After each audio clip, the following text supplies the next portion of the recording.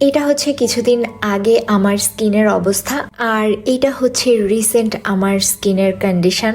আগের থেকে অনেক বেশি চেঞ্জ এসেছে আমার স্কিন থেকে ডার্ক স্পট গুলো অনেকটাই হালকা হয়ে গিয়েছে। সো রিসেন্টলি আমি আমার ডার্ক স্পট কমানোর জন্য যে প্রোডাক্টটা ইউজ করছি সেটা হলো XSY এর ডার্ক স্পট কারেক্টিং গ্লো সিরামটা। আর তোমরা দেখতেই পাচ্ছ আমি কতখানি ইউজ করে ফেলেছি এই সিরামটা, কজ এটা আমার অনেক পছন্দের। এই সিরামটা আমি মূলত আমার নাইট টাইম স্কিন কেয়ারে ইউজ করি। সিরামটা লাগানোর আগে আমি খুব ভালোভাবে আমার স্কিনটাকে ক্লিন করে নিই, দেন আমি একটা টোনার লাগিয়ে এরপরে হচ্ছে এই সিরামটাকে ইউজ করি। অ্যান্ড এই সিরামটাতে নায়াসিনামাইড, গ্লিসারিন আর স্কোয়ালিন থাকার কারণে এটা আমাদের স্কিনকে অনেক বেশি গ্লোয়িং বানায়, সেই সাথে আমাদের স্কিন থেকে ডার্ক স্পটটাকেও রিমুভ করতে হেল্প করে। ও বাই দ্য ওয়ে, এই সিরামটা কিন্তু আমি আমার লিপসেও ইউজ করেছি, যেহেতু এটাতে নায়াসিনামাইড আছে।